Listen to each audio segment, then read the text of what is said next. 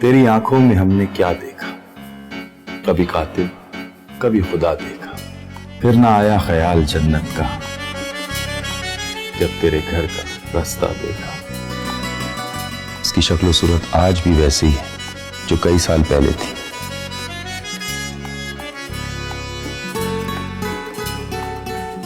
उसके होंठ पर तिल अब भी तिली है। आज भी वो सादा लौ और है नक्सी। कितने ही लहजों के खिलाफों में छुपाऊं तुझको, मेरा ये मौजू सुखन सारा शहर जानता है। तुम आज भी उतनी ही मुश्किल जुबान बोलते हो। अल्लाह के करम और उसकी मेहरबानी के अंदाज ही निराले हैं। अच्छा हुआ कि हम दोनों की शादी ना हो सकी।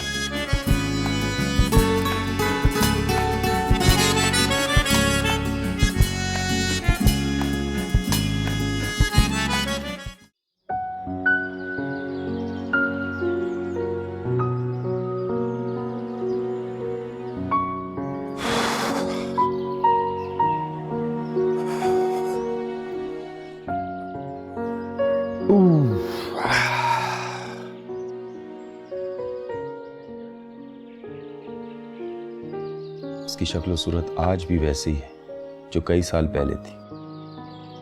कोई खास तब्दीली नजर नहीं आई।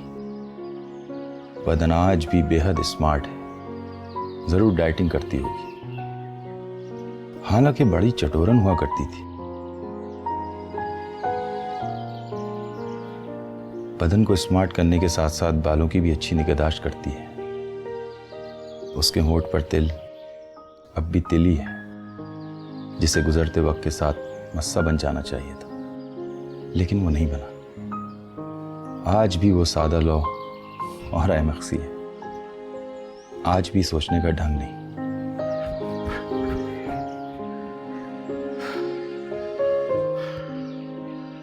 भाई आफाक साहब,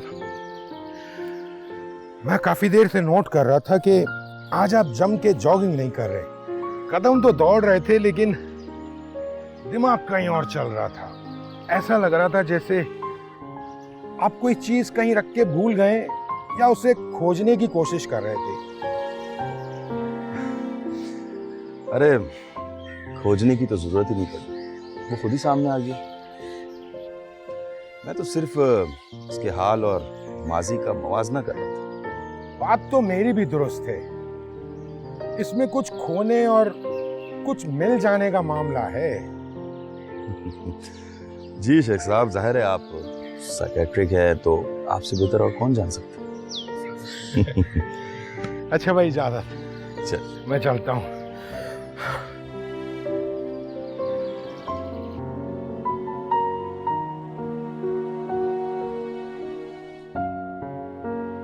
एक रोज हम हवेली के पिछवाड़े बाग में खेल रहे थे। अचानक जोर की स्याह आंधी उठी और हर तरफ अंधेरा फैल गया। हम सब खौफजदा हो गए। तो हमारी नौकरानी बेसू ने कहा,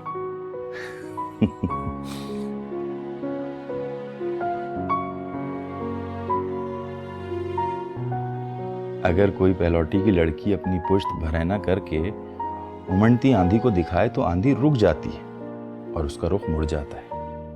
हम सब तो बेसू की इलाकाई जबान को समझ गए, लेकिन रेहाना अहमक की तरह खड़ी हमारा मुंह तकती रही।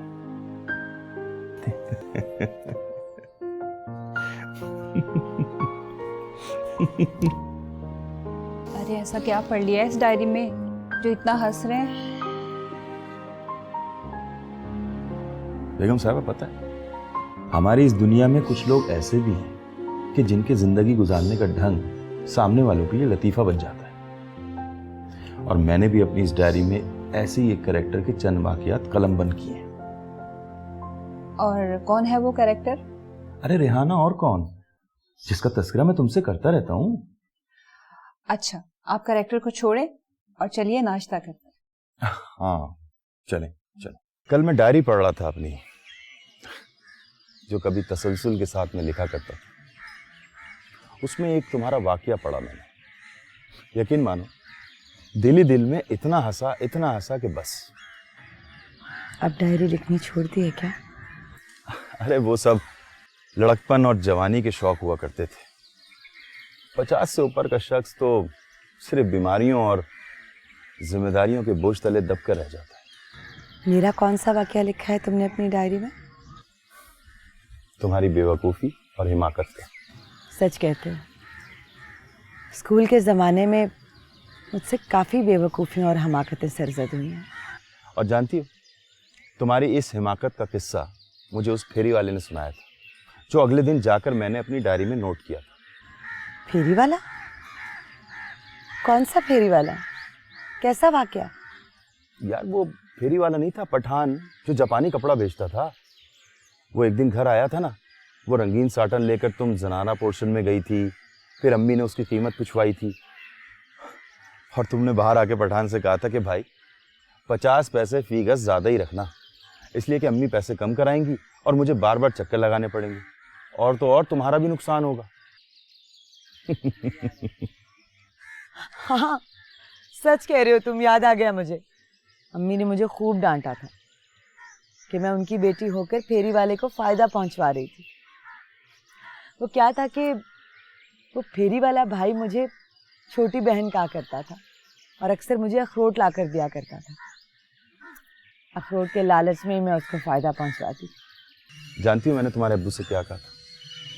मैंने उनसे कहा था कि शाजिया को साफ और हकीकत पर मबनी रमूज सिखाइएगा, ताकि सारी उम्र मजलूमियत और बेचारगी से ना गुजरे और इर्तिकाए इंसानी के काफिले के साथ चल सके। तुम आज भी उतनी ही मुश्किल ज़ुबान बोलते हो। तो क्या मतलब, तुम्हें आज भी मेरी जुबान मुश्किल लगती है?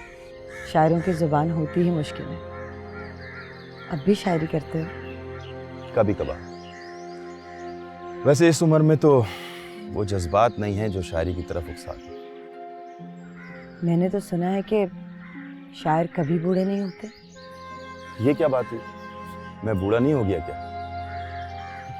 पता नहीं, लेकिन मैंने ऐसे ही सुना। अच्छा, मैं समझ गया तुम किस सेंस में कह रहे हो। वैसे एक बात है, तुमने बिल्कुल सही कहा, तुम आज भी ना बेवकूफ की बेवकूफी हो।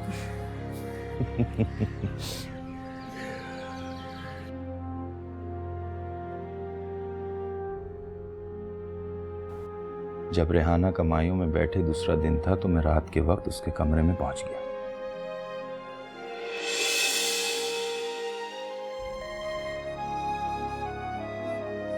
ऐसा लग रहा है कि जैसे तुम खुशबुओं के समंदर से नहा के निकली हो, यहां तक कि रूह तक मुअत्तर हो गई। क्या बोल रहे हो तुम? कितनी मुश्किल जुबान है तुम्हारी। तुम्हें पता है ना, मुझे इतनी मुश्किल बातें समझ नहीं आती। मेरा कहने का मतलब यह है कि तुम्हारे बदन से हल्दी और उपटन की लाजवाब खुशबू आ रही है। इसमें ऐसी कौन सी बात है? वो तो आज के दिन हर लड़की को लगाते हैं। अच्छा छोड़ो खुशबू वुशबू को। क्या सोचा है तुमने? क्या क्या सोचा? सुनो, अगर रात के अंधेरे का फायदा उठाकर हम दोनों यहाँ से भाग जाए तो? क्या पागल हो गई हो तुम? तुम मायूं बैठी हो, शहबाज की बीवी बनने जा रही हो। अभी बनी तो नहीं ना। तुम अगर चाहो तो शहबाज के बजाय मैं तुम्हारी बीवी बन सकती हूँ। क्यों क्यों शहबाज के हक पे डाका डलवाना चाहती हो? तुम्हें लेकर ना जाने उसने क्या क्या सपने सजाए हुए। क्या खूब होना तुम भी। शहबाज की होने वाली बीवी के पास बैठे हो, उसके होने वाली बीवी का हाथ थाम रखा है तुमने और कहते हो कि उसके हक पर डाका डलवा रही हूं मैं। रेहाना, समझा करो, अब बहुत देर हो गई है। ऐसा कुछ नहीं हो सकता जैसा तुम चाहती हो।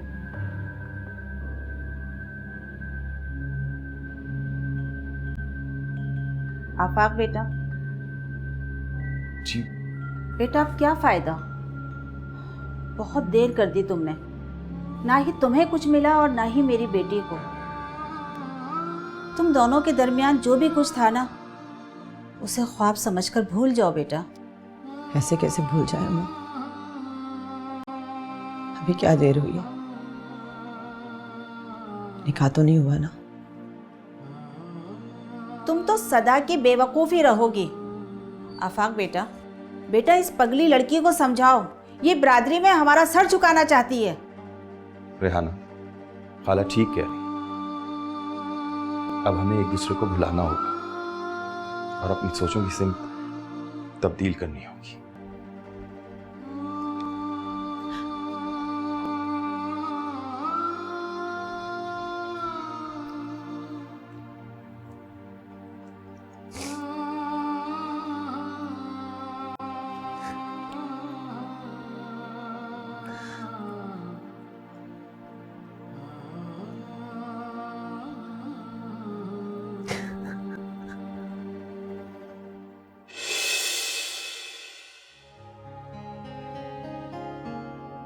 कितने ही लहजे के गिलाफों में छुपाऊं तुझको,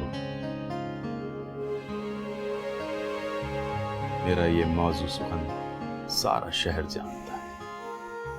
एक तो तुम्हारे शेर भी तुम्हारी बातों की तरह मुश्किल होते हैं, कुछ समझ नहीं आता। क्या बात कर रही? इतना आसान तो शेर सुनाया तुमको, इसलिए कि मैं जानता था कि शकील शेर तुम्हारी समझ में आने वाले नहीं है। अब ये शकील क्या है? उफ, अच्छा बाबा, मुझे तुम इतना बता दो कि तुमसे मैं गजल में बात करूं या गीतों में। कोई मोहब्बत भरी गजल सुनाओ जो आसान लफ्जों में हो।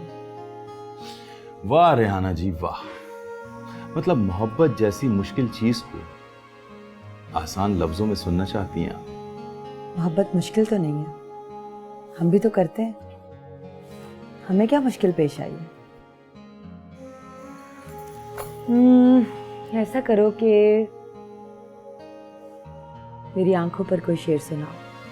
तेरी आंखों में हमने क्या देखा, कभी कातिल कभी खुदा देखा, फिर ना आया ख्याल जन्नत का, जब तेरे घर का रास्ता देखा। इसमें आंखों का जिक्र तो कहीं नहीं है। उफ, तुम्हें शेर सुनाने का मतलब ऐसा है जैसे भैंस के आगे बीन बजाना। तुम और तुम्हारे शेर।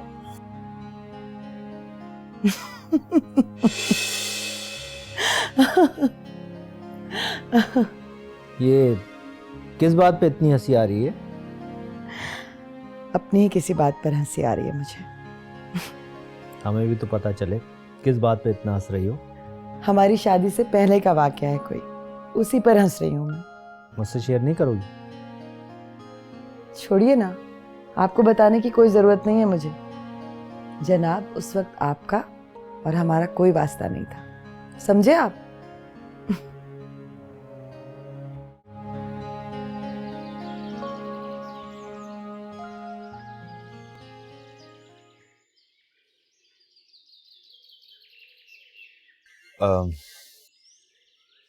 मेरे ख्याल में हमें चलना चाहिए।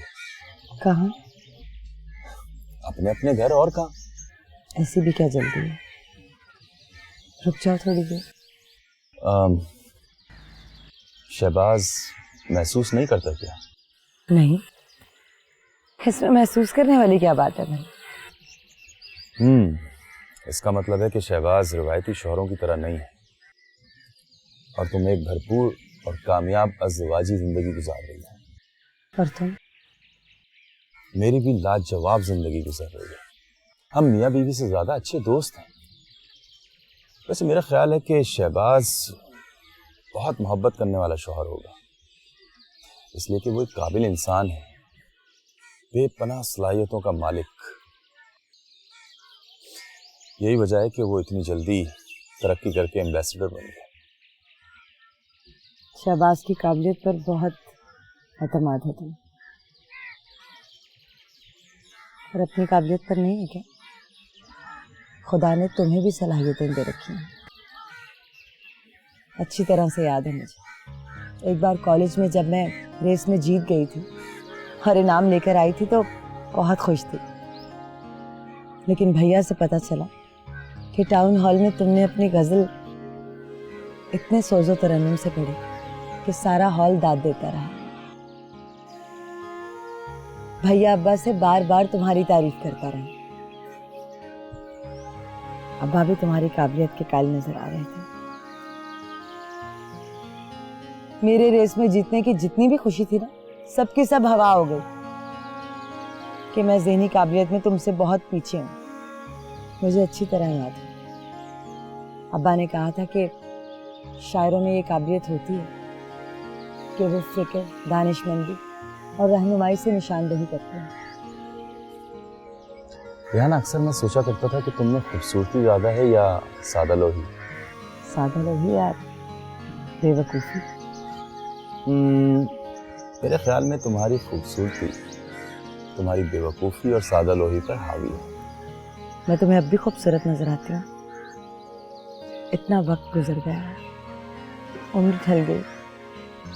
उम्र ढली है, तुम्हारा हुस्न नहीं। तुम आज भी वैसे ही हो जो पहले थी। इसका मतलब है कि गुजरता हुआ वक्त तुम्हारे हुस्न को मान करने में कामयाब नहीं हो सका। और इसी हुस्न का कमाल है कि शहबाज तुमसे आज भी जवानों से मोहब्बत करता है। मेरा ख्याल है कि मेरे हुस्न और शहबाज की मोहब्बत का मौजू कुछ ज़्यादा ही तवील होता जा रहा है ना? ये बता, तुम्हारा पोता कितने बरस का हो चुका है? अरे हाँ, तुम भी तो नानी बनने जा रही हो ना। ये बताओ, कब तक बाकायदा नानी बनोगी? अच्छा, मेरे जहन में एक बात है। अगर मेरे नवासी पैदा हुई तो क्या हम दोनों बच्चों को रिश्ते में बांध दें? इसका मतलब तो ये हुआ कि तुम मेरी समधन बनना चाहती। नहीं, तुम्हें समधी बनाना चाहती हूँ। हाँ, ये भी ठीक कहा तुमने।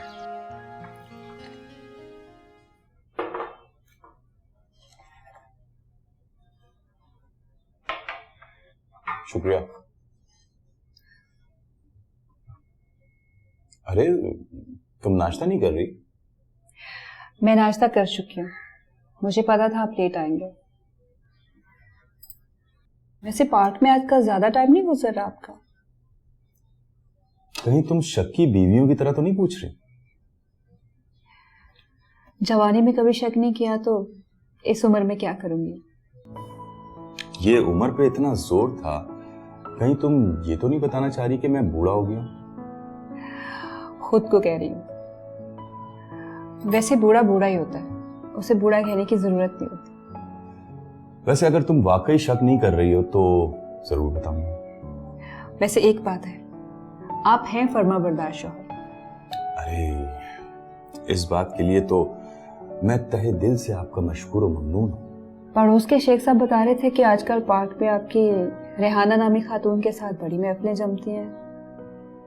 कहीं ये वही रेहाना तो नहीं जिसका अक्सर आप तस्करा करते हैं? हाँ हाँ, वही रेहाना। मिलोगी तुम? मैं उससे मिलकर क्या करूंगी? अरे भाई, यही हमारी सोसाइटी में रहती है, 2 गली छोड़कर। वैसे वो कह तो रही थी कि वो तुमसे मिलना चाह रही है, किसी भी टाइम आ जाएगी। ठीक है, अगर वो आ रही है तो जरूर मिल लेंगे। वैसे बेगम, अगर तुम रेहाना के मुताल्लिक पेशगी जानना चाहो तो मेरी डायरी पढ़ लो। मुझे डायरी वायरी पढ़ने का बिल्कुल शौक नहीं है। एक शायर की बीवी होकर तुम्हें पढ़ने लिखने से कोई दिलचस्पी नहीं? मेरे लिए इतना काफी है कि मैं शायर की बीवी हूँ। अरे हाँ, बहुत दिन हो गए पोते और बहू से मिले, तो क्यों ना चले उनकी तरफ?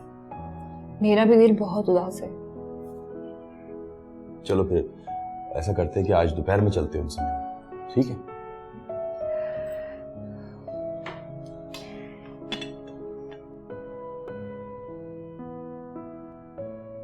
मेरी सोच डगमगा क्यों रही है? मेरा दिल फिर क्यों इस तरफ झुकता हुआ नजर आ रहा है?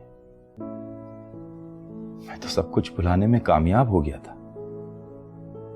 उसकी रुखसती के वक्त जब शहबाज ने दुल्हन बनी रेहाना को गाड़ी में बैठने का इशारा करते हुए कहा कि लंबा सफर दरपेश है, तो मैं समझ गया इस सफर में अब हमारी राहें जुदा हो गई। फिर मैं अपनी जिंदगी को एक नए डगर पर गुजारने में कामयाब हो गया। 25 साल बाद जब वो पहली बार मिली थी तब भी मेरी सोच नहीं डगमगाई। मगर आज ऐसा क्यों हो रहा है? क्या मेरी सोई हुई मोहब्बत फिर से जाग गई? मैं कितना खुशफहम था कि हमारी मोहब्बत का फैसला 7वें आसमान से हुआ है। शायद मेरी यही खुशफहमी रेहाना को मुझसे दूर ले गई, वरना आज की रात मैं इतना मुस्तरब ना होता। तो मुझे एक बात बताओ कि शहबाज जैसे ज़हीन शख्स के साथ शादी होने के बाद तुम में क्या इंप्रूवमेंट है? तुम मुझे हमेशा ऐसी नजरों से क्यों देखते हो आफाक? जैसे मुझ में किसी इंप्रूवमेंट की जरूरत हो। अच्छा चलो छोड़ो, यही सवाल मैं तुमसे करती हूँ। अगर मेरी शादी तुमसे हुई होती तो तुम मुझ में क्या इंप्रूवमेंट देखते? तुम बिल्कुल मेरे जैसी हो। शायरा होती मैं? अगर शायरा नहीं होती तो कम से कम शायरी को समझती थी। इसके अलावा जो तुम हुनरमंदी, अक्लमंदी और जमाना शनासी से आशना हो, मेरी तरह तुम भी जमाना शनास और ज़मर शनास होती। हम अदीब और शायर लोग जिस तरह हर बात की तह तक पहुंच जाते हैं, यकीन मानो तुम भी वो हुनर सीख जाते। हमको भी जिस तरह हर तकरीर, हर ऐलान, हर गुफ्तगू के पीछे उसकी तमाम मुहर्रिकात का इल्म हो जाता है, तुम्हें भी इस सूरत हाल से वाक़फ़ियत हो जाती है और मेरी जुर्रतों से फ़ायदा उठाकर तुम भी मेरी तरह जरी हो जाती। हक गोई और बेबाकी का साथ कभी नहीं छोड़ती और मुनाफिकत के खिलाफ जिहाद करती। और तुम मेरी बीवी से ज़्यादा मेरी दोस्त हो। क्या ऐसा मुमकिन है कि एक शौहर अपनी बीवी का दोस्त भी हो? क्यों? क्या तुम्हारे और शहबाज के दरमियान सिर्फ मियाँ बीवी का रिश्ता है? हर मियाँ बीवी सिर्फ मियाँ बीवी ही होते हैं। क्या इनमें दोस्ती भी जरूरी है? हाँ बिल्कुल, दोस्ती ही रिश्तों को परवान चढ़ाती है और ये सब उस वक्त मुमकिन होता है कि जब दोनों के ढंग मुश्तरका हो। शायद शहबाज दोस्ती करना चाहता है मुझसे, लेकिन मैं चाहती हूँ कि हम दोनों सिर्फ मियाँ बीवी ही रहें।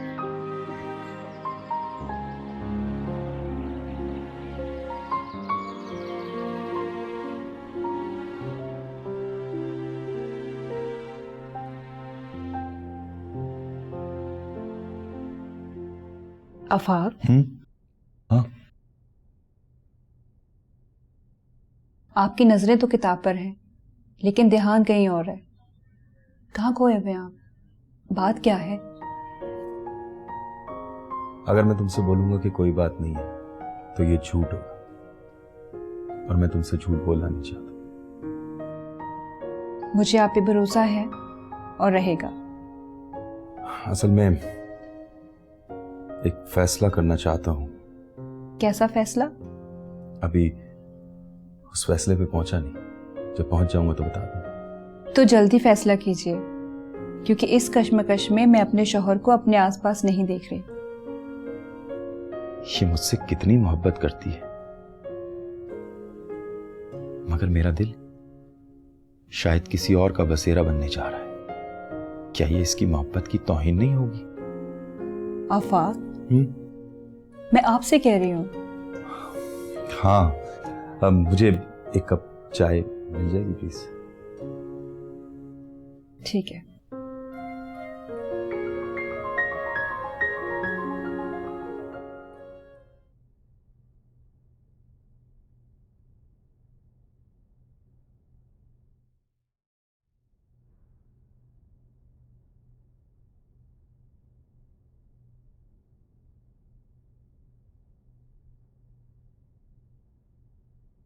आज आप जॉगिंग पे नहीं गए? नहीं, मैंने अपना रूटीन बदल दिया है। अब मैं सुबह के बजाय शाम में जाया करूंगा। इसकी कोई खास वजह? बेवजह तो कोई वजह नहीं होती।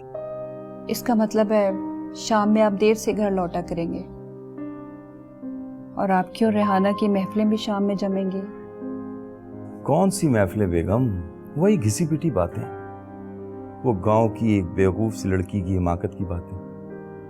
यकीन मानो कि एक ही मौजू सुन सुनकर, एक ही मौजू पे बात कर कर कर उकता गया। अच्छा, वो रेहाना मुझे मिलने आने वाली थी, आई क्यों नहीं? हाँ, कहा तो था उसने 1-2 बार, आ जाएगी कभी भी। आज लहजे में इतनी लाताल्लुकी क्यों? यही फर्क है तुम में और रेहाना में, तुम फिक्र और शऊर की दौलत से माला माल। एक बात बताओ, मैं आपकी लिखी हुई डायरी पढ़ती रहती हूँ आपकी गैर मौजूदगी में।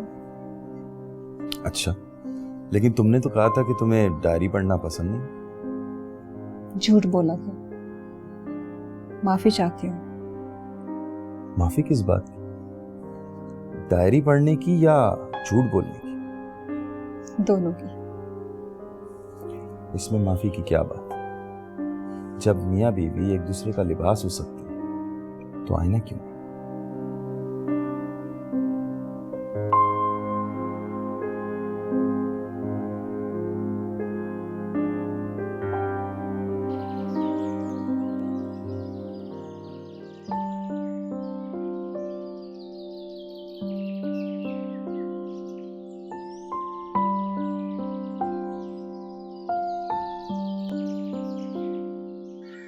मोहतरमा, आज आप अकेली आई हैं, आफाक कहाँ है? जी, मेरे ख्याल में वो आज आए नहीं है। आफाक वैसे नागा तो नहीं करते, आज फिर क्यों नहीं आए? मेरा ख्याल है कहीं उनकी तबीयत तो नहीं खराब हो गई। उनको वैसे भी अमरादे कल्ब और शुगर का मर्ज है। मैं यहाँ से जाते हुए मालूम करता हूँ। वैसे मैंने एक दिन आफाक की बेचैनी को महसूस किया था, जिस दिन आप जॉगिंग के लिए नहीं आई थी। इसका मतलब है कि दोनों में खूब बनती है।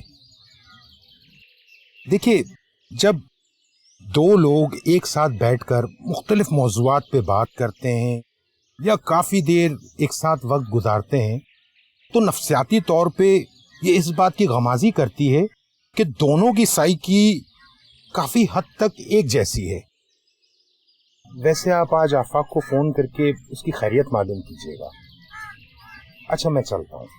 खुदा हाफिज।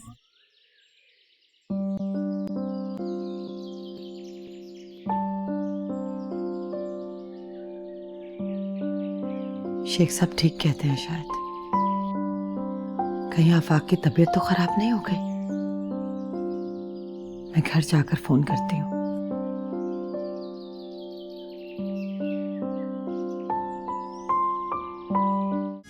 रुखसती के वक्त रेहाना का दूल्हा कार को खुद ड्राइव कर रहा था।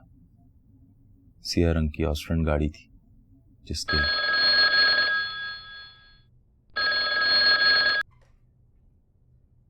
हेलो जी, मैं बेगम आफाक बोल रही हूँ। जी, वो घर पे मौजूद नहीं है, किसी काम से बाहर गए हैं। आपने अपना तारुफ नहीं करवाया। आप कौन बोल रही है? रेहाना? जी, आफाक से आपका तज़किरा सुना था। जी हाँ, वो बिल्कुल ठीक है। क्यों? खुदा न खास्ता आपको किसी ने बताया है कि उनकी तबीयत खराब है? अच्छा, आज वो जॉगिंग करने पार्क नहीं गए। कह रहे थे कि उन्होंने अपनी रूटीन बदल दी है, अब वो सुबह के बजाय शाम में जॉगिंग करने जाएंगे। खुदा हाफिज। खुदा हाफिज।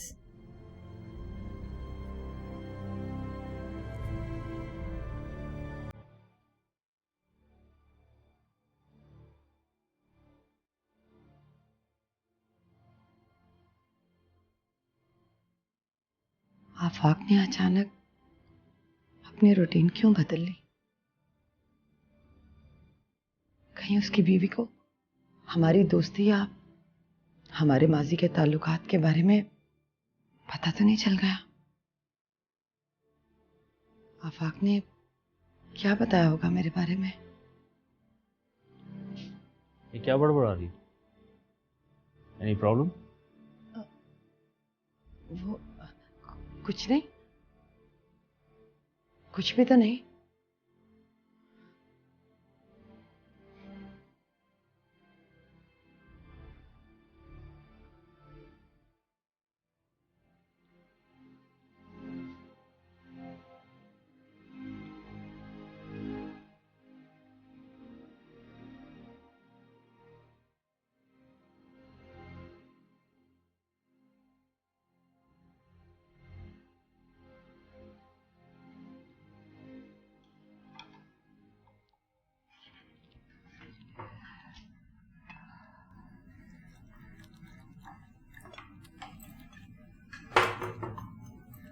आज आपने रेहाना को इंतज़ार की कैफियत में डाल के मेरे ख्याल में अच्छा नहीं किया। फ़ोन पे उसकी आवाज़ से महसूस हो रहा था कि आपके बिना उसका दिल जॉगिंग में नहीं लगा। वैसे आपने रेहाना को बता के अच्छा नहीं किया कि मैं अब सुबह के बजाय शाम में पार्क जाऊंगा। क्यों? उकता गया हूं, मैं बोर हो गया हूं। वही किसी बेटी बातें। अगर वो शौक से बताना चाहती है तो आपको सुनने में क्या है? उसको खुदा न खास्ता ये लग रहा था कि आपकी तबीयत खराब हो गई है। बहुत फिक्र करती है वो आपकी। बेगम, तुम आम औरतों से वाकई बहुत मुख्तलिफ हो। यकीन मानो कि अगर मेरी शादी किसी और औरत से हुई होती तो इस सिचुएशन में तो हंगामा खड़ा हो गया होता। वाकई तुम बीवी के रूप में मेरे लिए कुदरत का एक इनाम तो कुदरत ने मुझे अता किया है, आप जैसा जीवन साथी देकर। सच पूछो बेगम तो इस उम्र में तुम्हारी जवां मोहब्बत ने मुझे मेरी जवानी का एहसास दिला दिया। I love you. आप भी ना, ऐसे ये उम्र है भला ऐसी बातें करने की।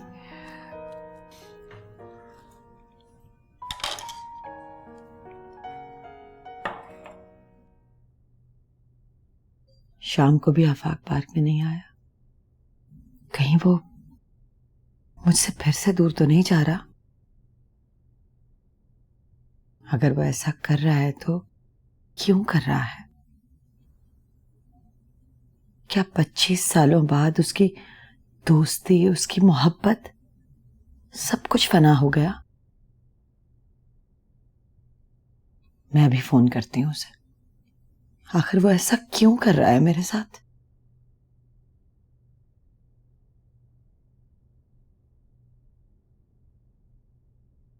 नहीं,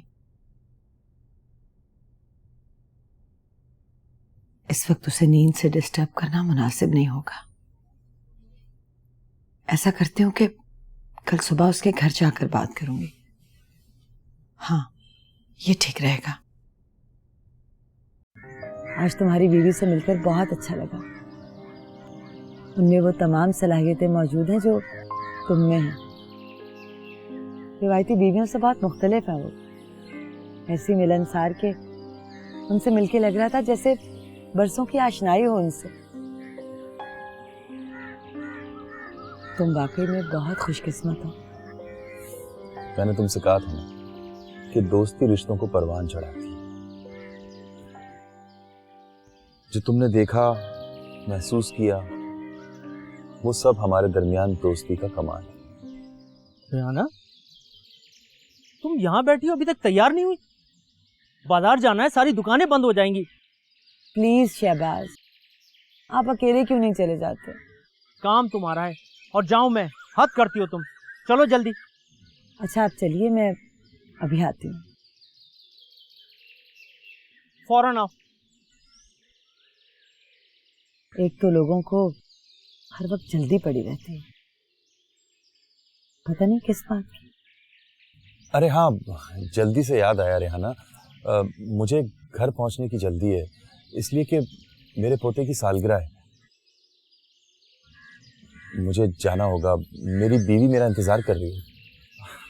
आई एम सॉरी, मैं चलता हूँ।